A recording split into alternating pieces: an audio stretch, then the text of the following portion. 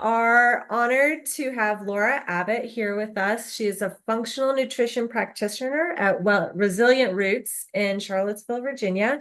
And she is going to talk to us a little bit about how important good nutrition is during the prenatal period. And we might touch on postpartum a little bit, but just we really want to hear what you have to say. So just to start off, tell us a little bit about yourself, how you got into nutrition and to where you are today.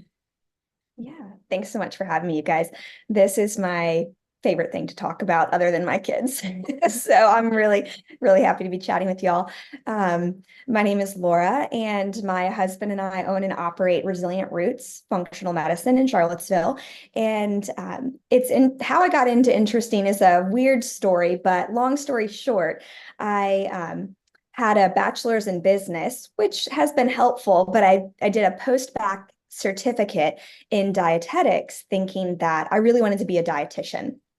And that program was very interesting to me, and I was able to work and intern and volunteer in a wide variety of places where you would see a traditional registered dietitian. So a hospital, a children's hospital, women, infants, and children, and some community education. Very eye-opening.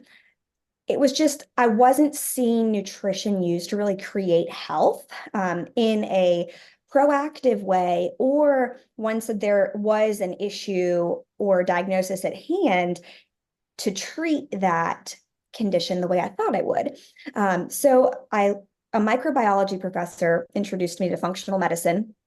And I was like, this is it, man. This is it. Because functional medicine, it is looking at the whole person. So the interconnectedness of all our different systems, instead of siloing it out into different specialties, it's trying to create health by swimming upstream. So if somebody's already has health concerns or a diagnosis, they're trying to say, what's the root cause of this and how can I fix that? And if there's no illness yet, they're saying, what can we do to prevent that, to really get ahead of some potential challenges for this individual in front of me, knowing their family history, some of their current concerns that don't necessarily fit neatly into a specialty silo. And functional medicine relies really heavily on nutrition to create health.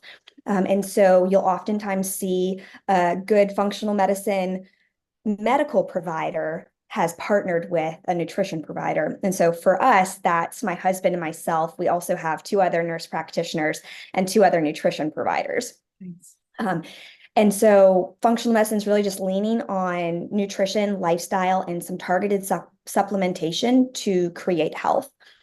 And I bypassed the dietetics internship to get my master's in human nutrition and functional medicine. And I did my 1,000 hours of supervised practice, kind of like a residency in women and children's health. So that's kind of how I got to where I am today. And it's been a ton of fun. That's awesome. Beautiful. Yeah. So you touched on it a little bit, just about an overview of functional nutrition and how you're basically being more proactive rather than treating the symptoms. You're, treating the root cause of it. And I really think that's important to emphasize that, like, this is one thing in the pregnancy journey that we have control over, is how well we take care of ourselves. And it really does go a long way to having a healthy and happy pregnancy and birth, etc. So thank you for touching on that. Absolutely. It's a little daunting in the first trimester to think like, man, most people are just so averse to so many things, and your body has nutrient stores. Hopefully, it will, in its wisdom, protect you and the baby. But once we start to feel a little bit better to make some more optimal choices, there is so much we can do to influence baby's health, the health of our pregnancy, how smooth a pregnancy and birth can go. We're trying to stack the deck in our favor, knowing that we ultimately don't have all the control, but food is a huge piece, especially when you think about the mother's diet prenatally will influence things like the baby's metabolic health. Their pancreas is receiving signals from the mother's blood glucose levels. And then also things like if you're carrying a female, her egg quality is being influenced in utero too. So it's a big responsibility. But I really try to help folks simplify it and focus on what's most important, and let the other things just kind of go. It's a good prep for parenting too. Right. Absolutely. Definitely. That's a hard skill to learn for some, but yeah, definitely. I love how holistic your practice is, and just looking at not, pieces of what the problem is, but putting it all together, focusing on the nutrients that can heal those problems. And, those are the building blocks for, our lifespan. So that's amazing to be able to start that, from pregnancy on through the rest of their life. Yeah. Do you mind touching base on just like a little bit of what those building blocks look like? Yeah, absolutely.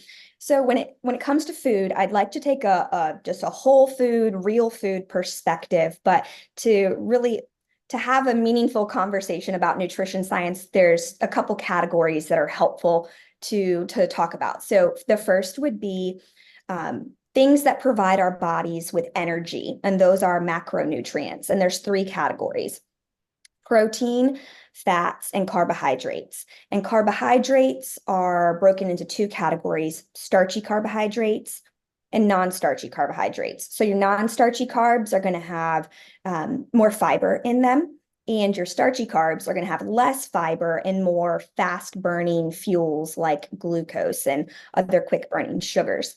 So proteins, fats, and carbs, they give our bodies energy. Technically, alcohol's in there too, but that's not going to provide, hopefully it's not providing anybody with a significant amount of energy. So proteins, fats, carbs, starchy carbs, and non-starchy carbs, that's what gives your body energy. And then micronutrients, I'll back up. We need the energy providing nutrients in greater quantities, and that's where calories come in. I'm typically not encouraging folks to really track their macros super tightly. We'll talk about some exceptions. When you're focusing on real foods, you don't have to for the most part. And then I'm also not typically encouraging people to track calories very closely either. Micronutrients are nutrients that we need in smaller amounts, but that play really important roles in the running of our body. And so those would be vitamins, minerals, and other cofactors needed for our cells to operate optimally. And their micronutrients are a really important part of our work with patients and my work with patients and clients, because the way that most Americans have been taught to eat and the way our food is raised impact micronutrient levels in foods. For example, fresh spinach might have an abundance of vitamin C. Spinach you buy in the grocery store might have barely any.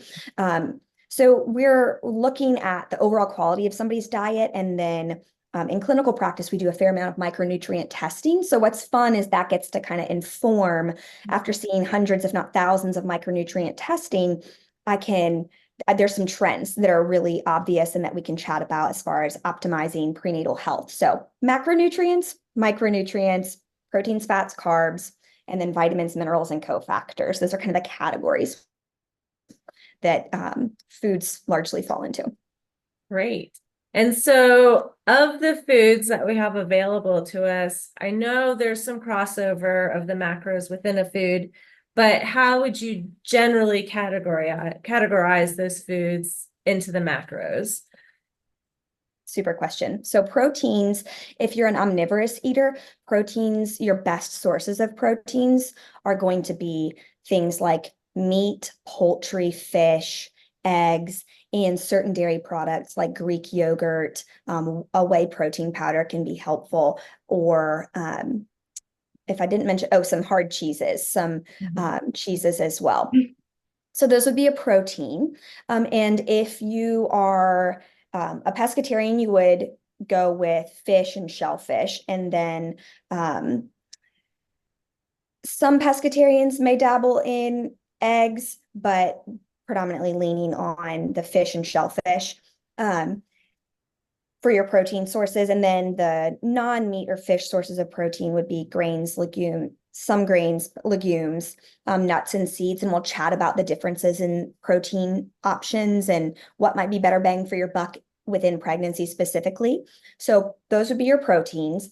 Fats are the one easy way to look at fat is if you're eating a whole food protein source, like full fat Greek yogurt, eggs with the yolks, chicken with the skin on, meat that hasn't had the fat separated out. So like a good cut of meat or burger that's not, the leanest type of burger available to you.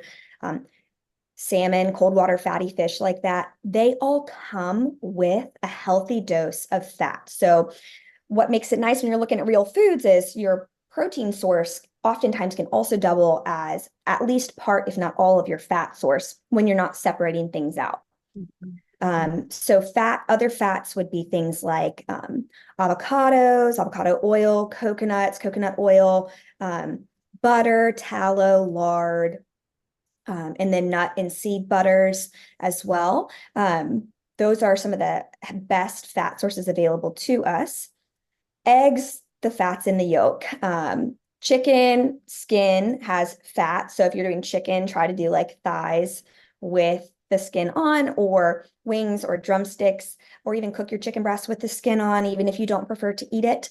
And then carbohydrates, your starchy carbs, looking at whole food sources would be things like potatoes, sweet potatoes, beets, carrots, squashes, and then grains, legumes, and those are your kind of the good examples of starchy whole food carbs.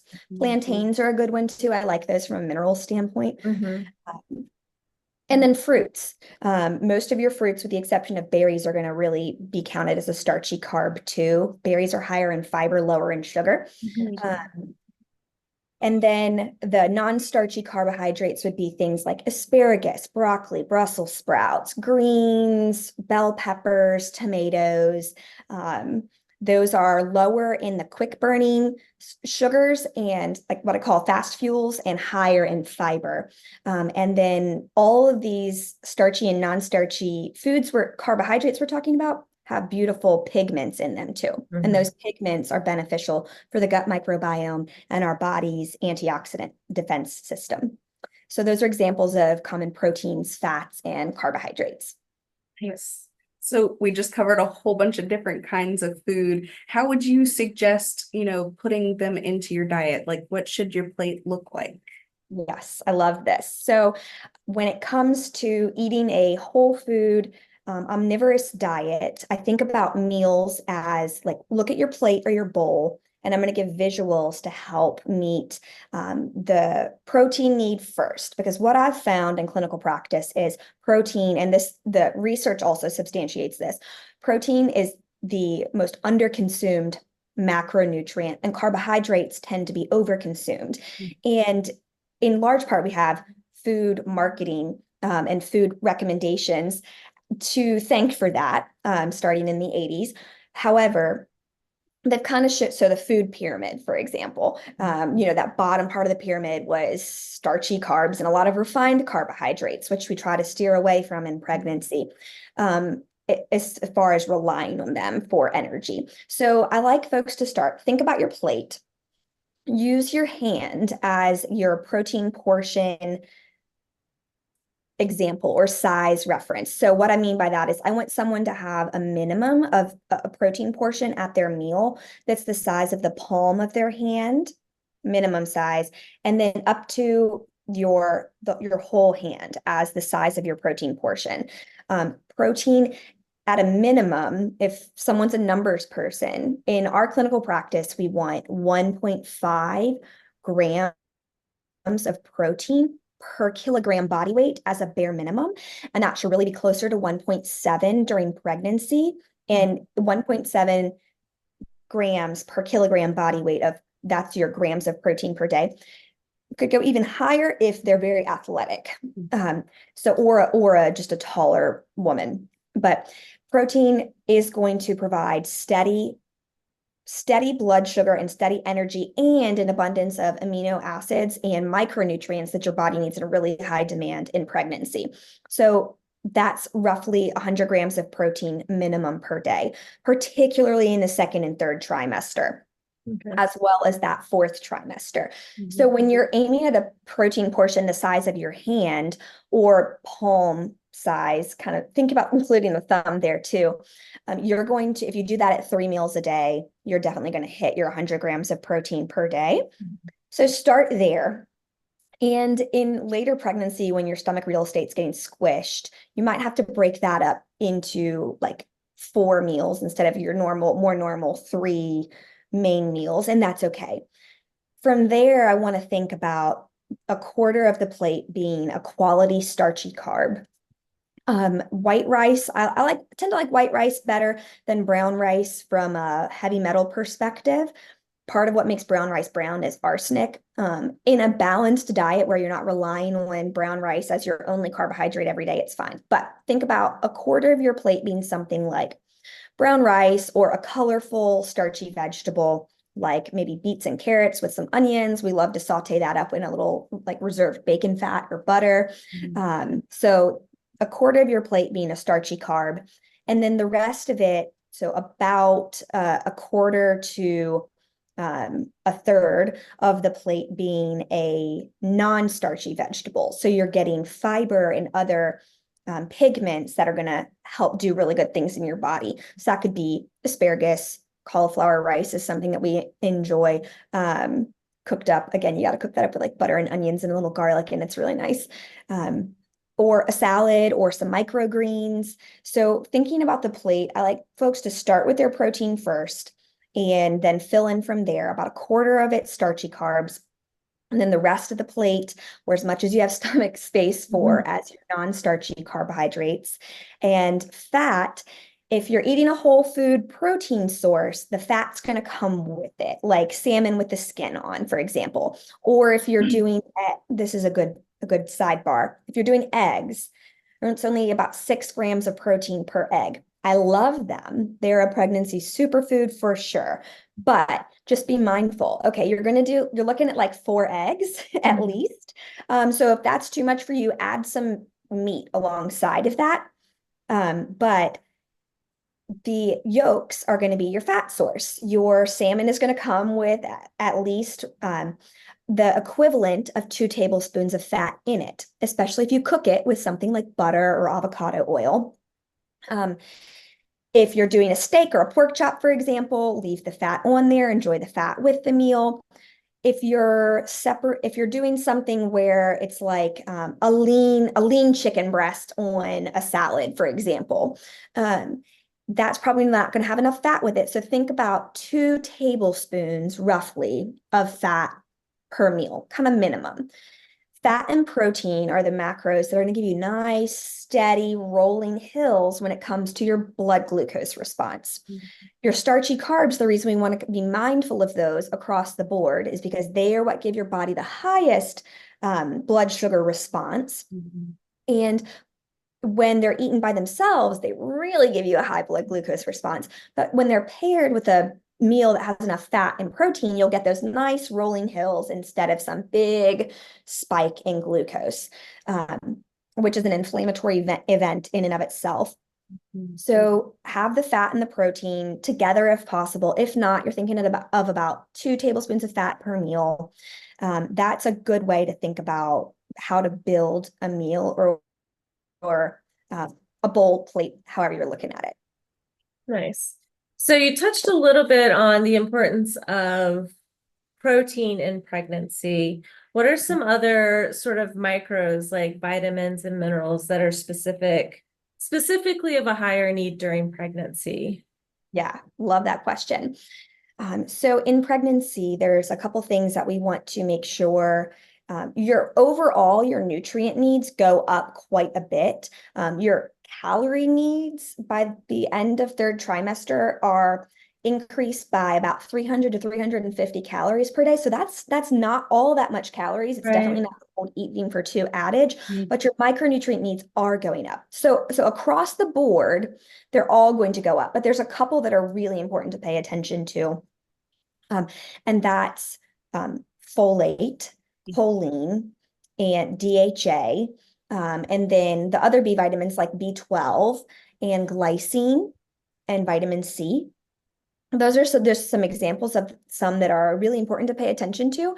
And something that's interesting is to think how they work together and how you can find them packaged together in foods. Selenium is another one. Iodine is another one.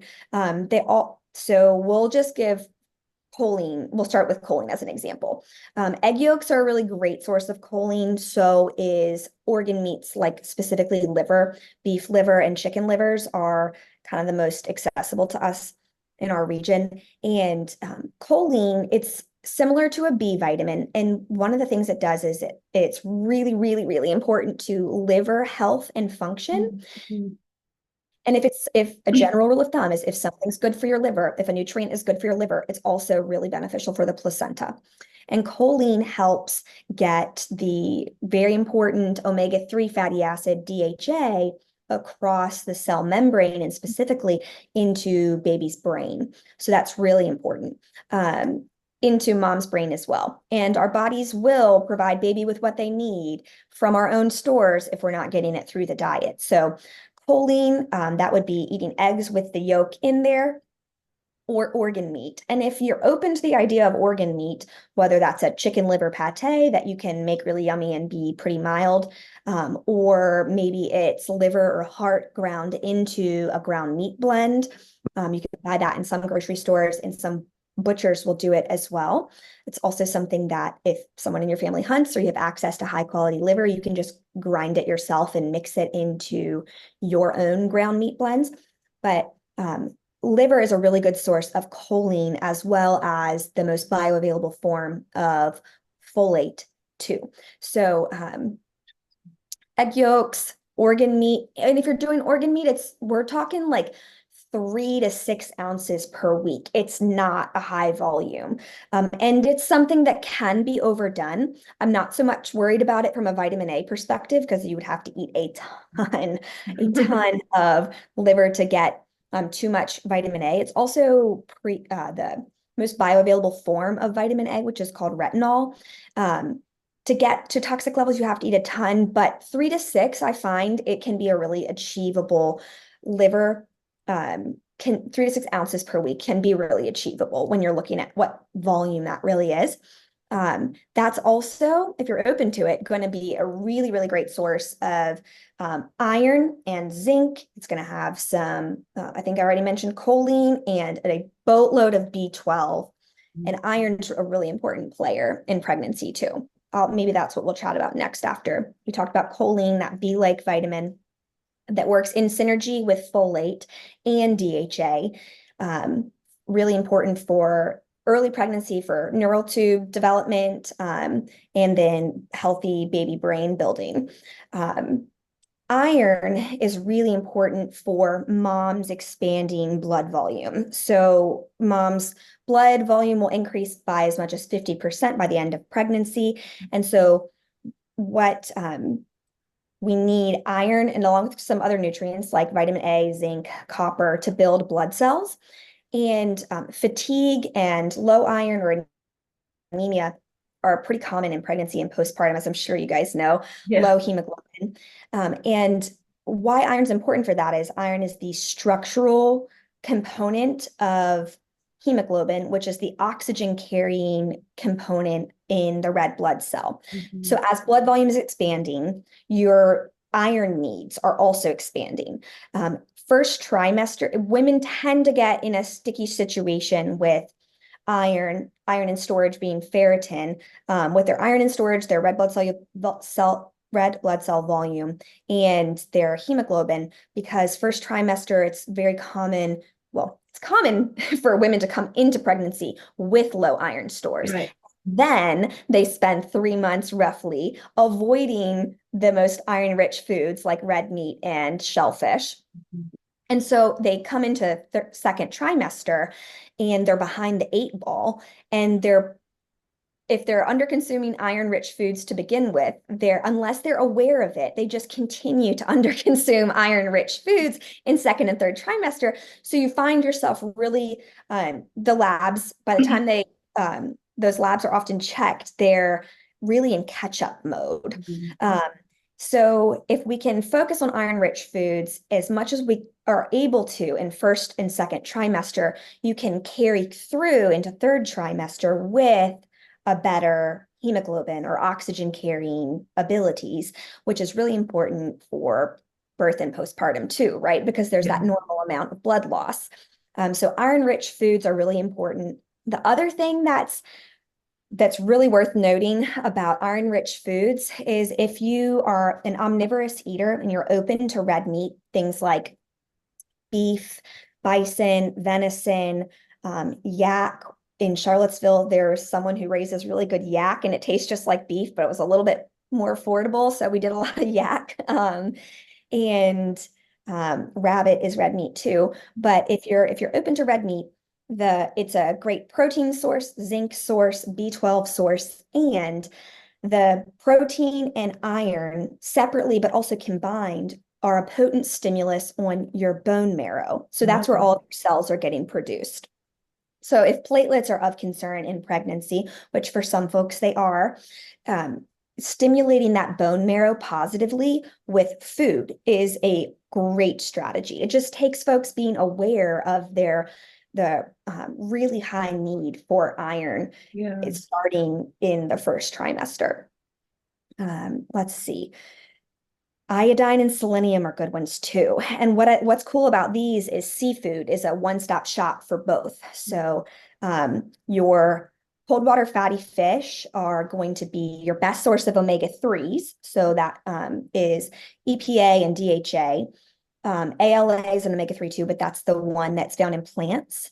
And it's very, very poorly converted to DHA in humans. So we need to consume DHA from cold water fatty fish, shellfish, or supplementing with algae oil. But so fish are a one-stop shop as far as DHA, protein, but also iodine and selenium, both of which are needed in higher amounts for a number of different reasons: breast health, but also thyroid function. And pregnancy does put a pretty big burden, a normal burden, but a pretty big burden on the thyroid. So we want to make sure we're getting selenium and iodine in ample amounts in the diet.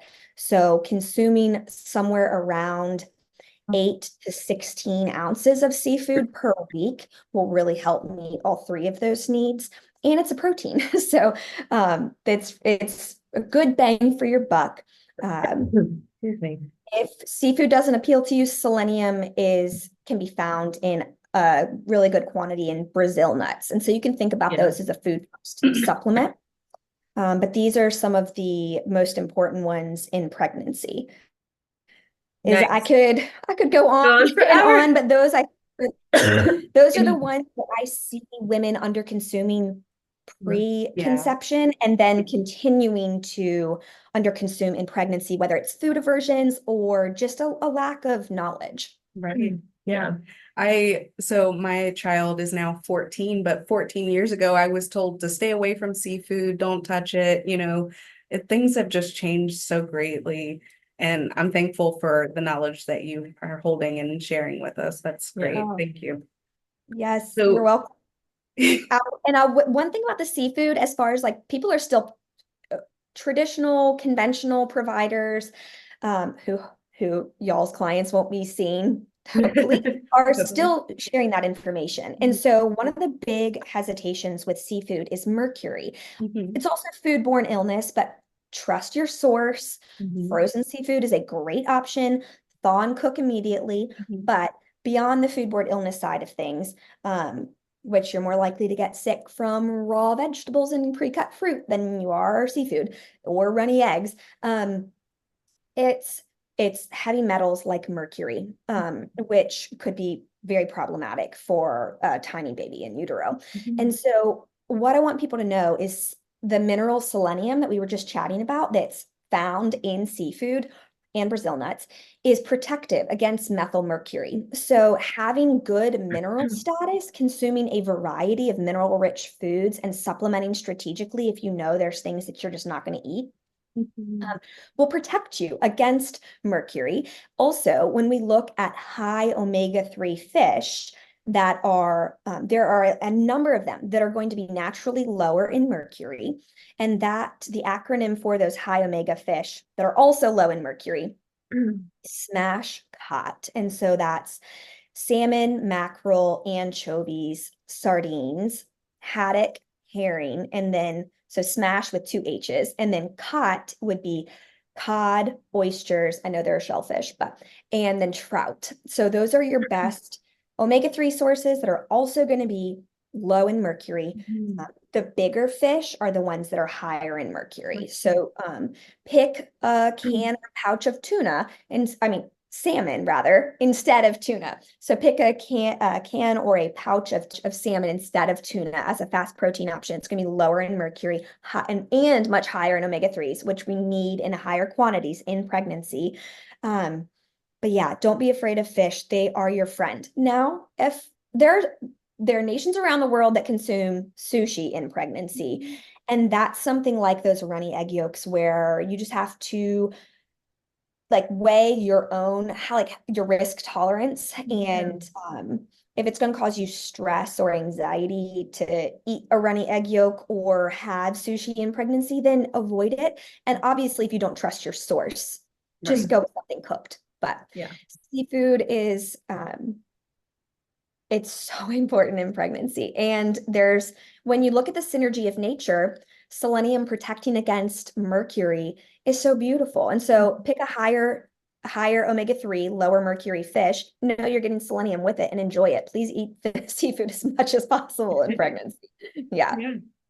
So we're talking a lot about how to get these into meals, but we support snacking with activity quite often. So how can we make sure that we're getting all of these nutrients in through your meals as well as some snacks along the way? Yes, love this.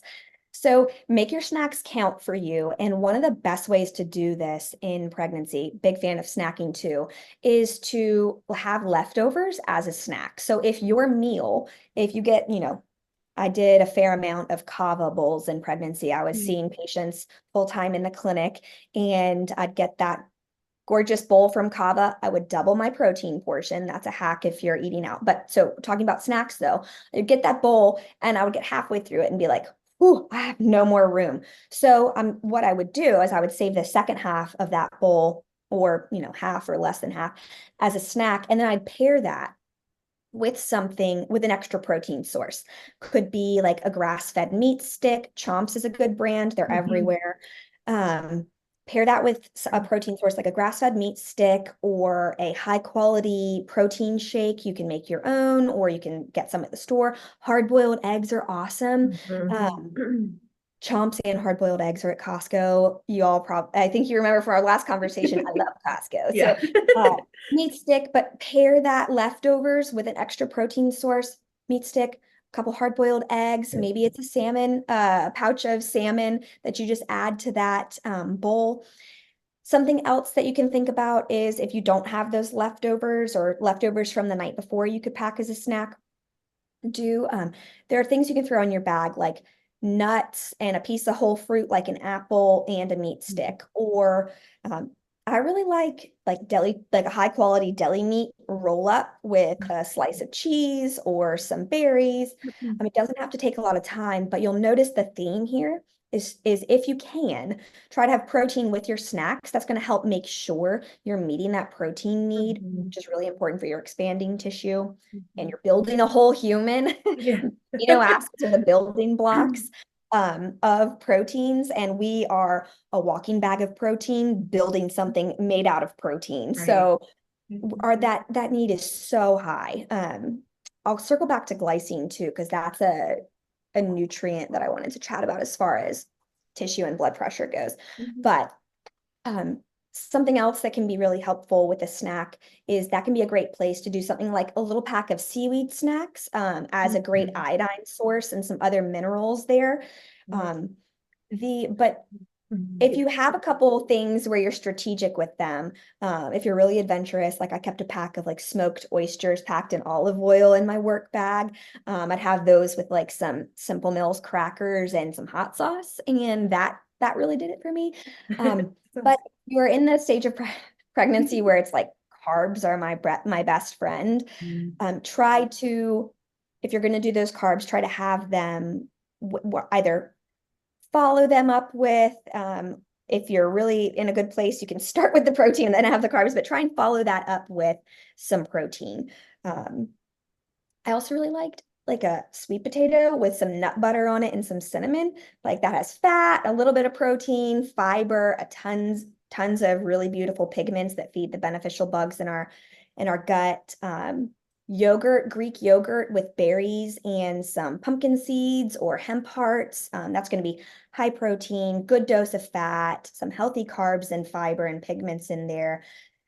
The thing is, if you can and when you can, try to think ahead. And if not, if it's somewhere like a gas station, you're on the road, like almost all of them carry beef jerky, meat sticks, nuts, and then pair that with something like they're all going to have apples or bananas, hard-boiled eggs and pickles are at a lot of gas stations. And hot sauce can make a hard-boiled egg go down easier. A lot of times they have hot sauce. So if you can get protein in there, awesome. If you can get some other functional food in there, like the seaweed snacks for iodine, Brazil nuts in a nut mix for selenium, probiotics in yogurt, that's really, really key. But I find that people need snacks to space out their protein and get enough in, particularly when you're getting full so fast in third trimester, for example. Right, yeah. Absolutely. Could you touch on just a little bit, because I know we are guilty of this, and I know lots of people are guilty of this, but how important breakfast is. Is it important? How important it is? I love that. Yes. Breakfast is, in fact, the most important meal of the day. And don't let anyone tell you otherwise. Intermittent fasting had its heyday, and it works really well for postmenopausal, some, not all, postmenopausal women and men. But again, not all men. I've seen intermittent fasting really backfire. So don't let that, that is a really common question. I'm so glad you asked that, Leah. We need to, women, even women who are not pregnant, but especially pregnant women, need to break that overnight fast with a good high protein meal, ideally within 30 to 60 minutes of your feet hitting the floor in the morning. Closer to 30 is better than 60. That's going to send a signal of safety to your body. It's going to help bring cortisol levels down. They naturally rise in the morning, and that's okay. But pregnancy is really taxing on the body. So from a nervous system standpoint alone, having that meal within 30 to 60 minutes of your feet hitting the ground is really important. High protein is going to help you right out of the gate start meeting those elevated protein needs in pregnancy. It's also going to give you stable blood sugar, stable energy. Now, if you're in the first trimester, you're like, forget it. Like I'm going to give up now. And here's what I would say to you, because that was me until 17 weeks with both of my boys. Have something on your nightstand. So before your feet even hit the ground, and this is where something like really appetizing can come in handy. I'm not talking like a whole Starbucks muffin, but it could be like some Simple Mills crackers, some salted cashews are oftentimes well tolerated, but something that you can just nibble on when you're waking up, as you're getting out of bed and getting moving. A protein bar was so like I found some high quality grass-fed protein bars. The brand is Atlas. They're on Amazon. Like a protein bar. You don't have to eat the whole thing, but they're sweet and they're pretty palatable. So I could start nibbling on that chocolate almond protein bar. And that was enough to help kind of keep the the worst of the nausea and aversions at bay a little bit, or help me overcome it. Something salty, crunchy like the crackers can help pique your appetite.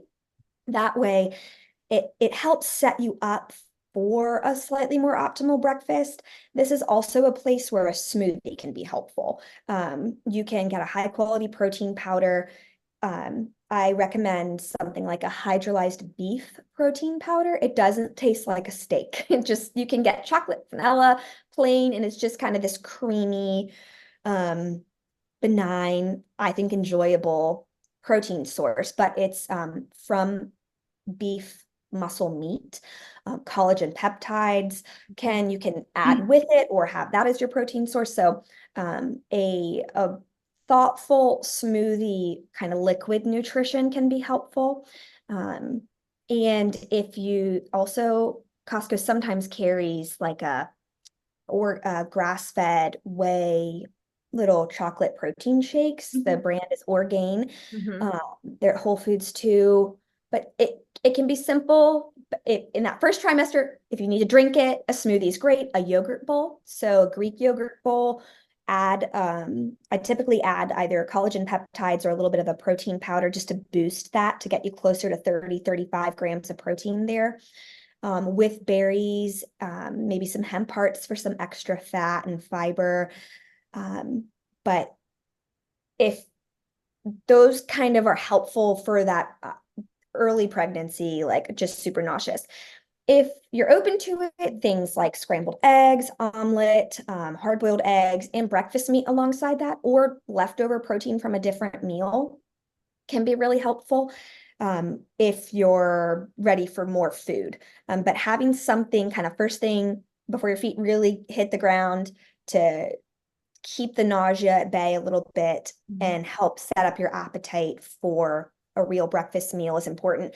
And if you're skipping breakfast, this is across the board outside of pregnancy too. What I've seen bear out time and time and time again in practice is people skip breakfast and what you're doing is you're physiologically running on your stress hormones in order to liberate stored energy and fuel your body. So you're increasing your stress hormones, and then you get to your first real meal either nauseous or ready to eat any and everything. So you tend to make less optimal food choices at that first meal. You're already behind your protein intake for the day. And then the rest of the day tends to be one of two things happens. People will do really, really well, and then they get to bedtime or after dinner and they're like, I'm still so hungry, and they indulge in something that's not the best for their body or baby, or they have a normal rest of the day and they've not met their nutrient needs, particularly protein and micronutrient needs. That is interesting and okay if you're a postmenopausal woman or a man looking to lose weight in the short term. Not great in pregnancy, when your nutrient needs are pregnancy and postpartum, your nutrient needs are going to be higher than at any other point in your life unless you are an elite level athlete. So that's my pitch for breakfast. A lot of different things happen when you skip it, and coffee doesn't count as breakfast. I don't know if you noticed us cracking up over here because that's me. we just had a conversation about this the other day, or maybe it was today, I don't know, talking about how like I do try hard to eat breakfast in the morning, but there's some mornings where we're like getting ready for school and trying to get out the door, and I'm like, I sometimes just grab a cheese stick and that's what I have. And I'm a coffee for breakfast until like 2 p.m. And then I get angry and I'm nauseous, like you were saying. So yeah, we know all the things. Yeah, look, I'm not immune either. Today, it looked like this is that Costco protein shake I was telling you about. Like, I'm a real person too. And it's not, I think it's kind of comforting to be like, that's our physiology. Like, that's not unique to Leah and Kamika. Like, that's all of us if we don't fuel well. Yeah. So in the overindulging in the evening hours, it's almost a given when someone's skipping Yeah. breakfast. And that's particularly challenging because we're going to go to bed with more energy in our system than we need. And that is a perfect storm or scenario for insulin resistance. And in pregnancy, our body really wants to make sure at all times baby has enough blood glucose. And so your body wants to run at a slightly higher blood glucose level than outside of pregnancy anyways. And so if we're doing that and then overindulging in the evening, close to bedtime where we're going to be inactive for, 8 to 10 hours or so optimally, we're going to bed with elevated insulin, and that is problematic to do. If that happens once in a while, it's not the end of the world. If it happens again and again and again, you're not only having your pancreas work overtime, but then babies as well. Right. So good question. So if we are eating and providing our bodies with all the protein and the carbohydrates and all the things, do we still need to take vitamins in a supplemental version? Yeah, great question. So in a perfect world, we would get all the nutrients we need through our food. But I've been in practice long enough to see and done labs on myself as an interesting example, who I try to really practice what I preach when it comes to nutrition, but it's very hard with our modern world and the way food is grown and how separated we are from our food sources. It is pretty tricky to get everything you need from food alone. It is, I think, if someone didn't work, maybe this was their first baby, they didn't have other children they were chasing, I think that they could probably pull it off, especially if they're an omnivorous eater, meaning that they will eat animal and fish protein sources. That said, I am an advocate for high quality supplementation in pregnancy, and just to touch on some of the ones that I see being most commonly needed and beneficial are a high quality prenatal, and particularly in the first trimester and third and fourth trimester. Fourth trimester because, if you're breastfeeding in those first 3 to 6 months, your energy needs have never been higher. With energy comes those micronutrient needs. So a high quality prenatal is not a scapegoat, but it's a smart insurance plan. The ones that I like the best are 8 capsule doses. There are 8 capsules because nutrients are big, they take up space, and you need a lot of them. So they're 8 capsule doses, and they also do not include iron. It's an oxidizing agent. So some of the B vitamins, for example, are very fragile, and we've all seen things rust. That's a very visible example of oxidation, which will damage certain nutrients. So iron separate. It also competes for absorption with a number of other foods, also medications. So a high quality prenatal that doesn't have iron in it, it uses folate or methylfolate as the folate instead of folic acid. And I prefer them to not have DHA in them as well, because that is such a fragile fatty acid or fragile fat. And 2 examples of prenatals that meet those requirements are the brand Needed and the brand Fullwell. Set 2 separate words there. They're really thoughtful products, super high quality. They're not perfect. There is no such thing. I wish they had a different vitamin source. I wish they had a different vitamin E source, but we can get those elsewhere in the diet. Most people are. For example, if you eat pork, you're getting enough. If you eat pork regularly, you're going to get a good dose of vitamin B1. And so a high quality prenatal is one that I recommend people taking. If they have a very balanced diet, they likely don't need the full 8 capsules per day. Behind that, I would say the second most important one would be a high quality omega-3 supplement, whether that's a fish oil or an algae oil if you don't do fish. And that's super important for baby's brain, also for yours, and inflammation levels. That omega-3s are very anti-inflammatory. We could talk about the omega-3 to 6 ratio at a different point, but a high quality omega-3 on days that you are not consuming a cold water fatty fish or oysters, mussels, or clams as well. So on days you're not consuming those, try to have a 1 to 2 capsules of a really high quality omega-3, either fish oil or algae oil. The third thing that comes to mind is an iron supplement. If someone does not prefer red meat, if they have alpha-gal, which is where you're allergic to mammal meat, a high quality iron supplement, and the form of iron that is best absorbed and most gentle on the gut would be ferrous iron bisglycinate, and the form out there in supplements is trademarked Ferrochel.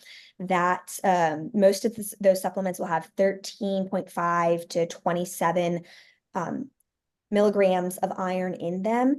And I find that 27 milligrams several times a week tends to be most helpful. In my second pregnancy, I really couldn't touch red meat in first trimester. And I had really good iron stores, thank goodness, but I went through them all in first trimester. By the time I checked labs on myself second trimester, I was like, oh my goodness, like my ferritin is gone. Not single digits, I have seen that, but I had to fight to get it up into the 20s, low 30s by the end of pregnancy. Wow. And that required me doing red meat every day and an iron supplement about 4 to 6 days a week. And I was doing a Ferrochel at 27 micrograms. I'm just using myself as a case study. I'm someone who eats a lot of red meat at baseline and oysters. So that's an example of why a good iron supplement can be so helpful. And I find that will need to be taken away from any other supplementation. Iron's a diva. Don't let her mix with other supplements or medications. Lunch is a good time to take that one. Those are the most commonly needed supplements in pregnancy. The last two I'll touch on briefly are choline. If you don't eat eggs or organ meat, you absolutely have to supplement with choline. Needed is a great brand for choline. When people recommend choline to help, when people recommend sunflower lecithin for breastfeeding, it's the reason is it's a really good source of choline, and choline is really helpful for help minimizing clogged ducts. So if you're not doing eggs and liver, choline is really, really important. Full, well, and needed both include, I think it's 250 milligrams of choline in them. If you're doing 1 to 2 eggs most days, that'll cover you. If you're not an egg eater or you're not using that prenatal, needed makes a really high quality choline product. And then glycine. So glycine is really important for tissue expansion. It's an amino acid and you are not only are breasts and bellies getting bigger, you're growing a temporary organ, that beautiful, amazing placenta.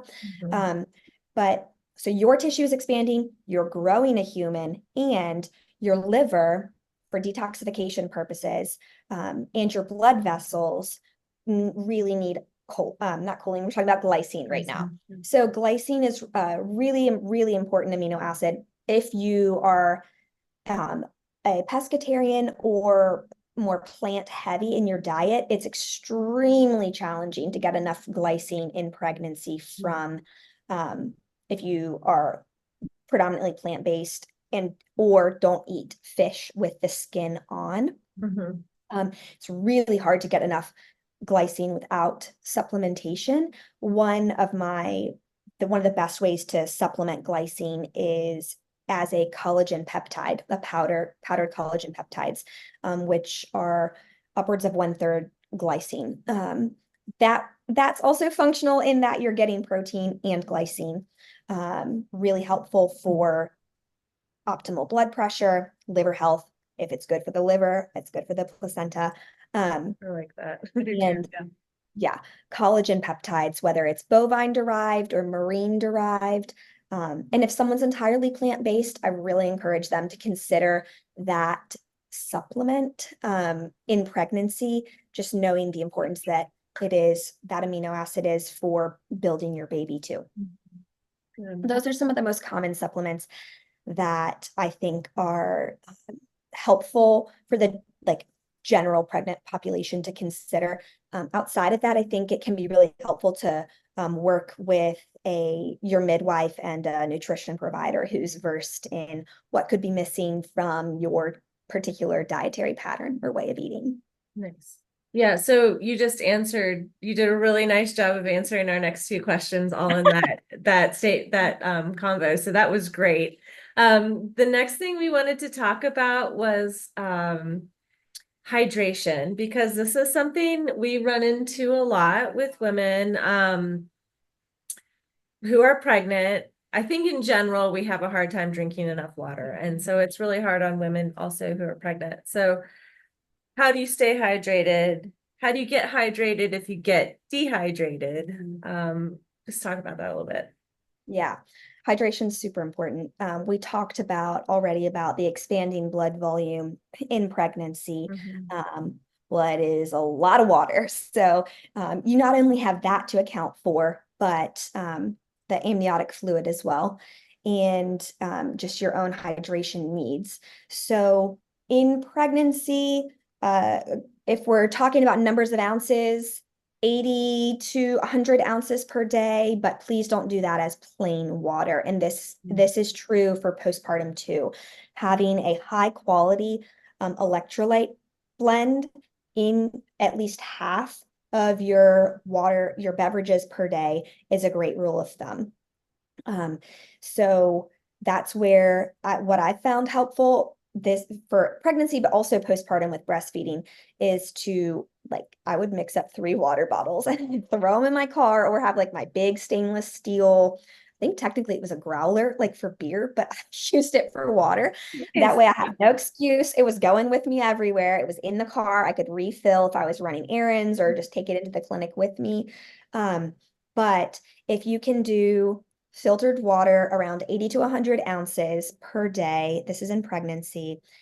Now, if you're a really sweaty person or it's a really hot time of year, err on the higher side of that, with about half of those beverages having a high quality electrolyte powder in them. And electrolytes help get fluid into our cells. They help conduct electricity through our body so that literally every cell in our body can work. Super, super important for brain function and brain and nerve function. And that would be sodium chloride, so salt, potassium, and calcium. And I, as someone who was working full-time before baby number 2, now I'm working in the fringes and momming full-time, I find that a powdered electrolyte is what's most convenient for me. And so the brands that I like, what I'm looking for is low sugar. So not a whole lot of added sugar or other additives like food dyes, trying to avoid those. And that has quality minerals without a lot of other fillers in them. So it's a pretty simple ingredient list. And the brands that I like for this are Redmond, like the Redmond salt brand, it's called Relight, Relyte. Okay. Caffeine free. They have a couple sport ones that have caffeine in them. So Redmond Relight, make sure it's a caffeine free flavor. They sweeten it with stevia. I think they recently changed to a stevia monk fruit combination. I am perfectly fine with stevia, monk fruit, or allulose as a non-nutritive sweetener option, but Redmond Relight is good. LMNT or Element is good as well. And then Salt of the Earth is my most recent find, really high quality minerals that are really well absorbed. And I think it has monk fruit and stevia as the sweeteners, really good flavors. Pink lemonade's the one that we're enjoying the most. And then you could either do, this is my trick because I don't gotten to the point, and I feel like an idiot saying this, but it's real. I don't like plain water all that much. And I will not drink enough if I'm just staring at that plain water bottle going I don't really like you that much. So I do half of a packet in pretty much all of my beverages. So This is a larger container. I might put like one in here. I forget how many ounces this guy is, but if it's like a 27-ounce water bottle, which tends to be a more normal size, like get yourself a stainless steel water bottle, put half a packet. If you're like me and you don't like plain water, half a packet per beverage of one of these three, or if it's Red Bull Relight, that comes with a scoop. Ultima with a U, Ultima is another good one you can find at some grocery stores. The rest are going to be online. Those are a great way to get the water into your cells. So you're not just, if you're hydrating without electrolytes, you will find yourself peeing a lot. So that's oftentimes a sign that you're actually underhydrated. And if you find yourself, for example, in labor, long labor, and you're not optimally hydrated, potentially dehydrated, you can use one of the same products we've been talking about and add some juice. So add 4-ish ounces of just ideally it would be like a plain juice without a ton of added sugar, but that glucose or sugar is going to help the hydration get into your cells faster from an osmolality standpoint. So if you are quite dehydrated, something like one of those electrolytes I mentioned and some coconut water, which has potassium and sugar, is helpful, or some other type of fruit juice, orange juice, apple juice, whatever, as a sugar source to help hydrate you faster, can be really helpful. Some signs of underhydration, but not necessarily dehydration, can oftentimes be like fluid retention in like the sock line, your fingers swelling. That can be two things from a nutritional standpoint: inadequate protein intake and or suboptimal hydration, particularly with electrolytes. So those are some things where a lot of people will think that like, oh, I've overdone the salt. And you know what you've had in a day, so maybe you have. However, what I see oftentimes it's low protein and under consuming electrolytes. Definitely, we definitely see both of those for sure. Yeah. Oh, what I was going to say about breastfeeding is 130 ounces of your water or beverages per day. So we go from like 100 to 80 to 100 ounces of water per day to breastfeeding like around 130 ounces of water per day. And in clinical practice, we see some of the worst kidney markers or markers of kidney function, so angry kidneys, in breastfeeding women, because your output, your need is just so high.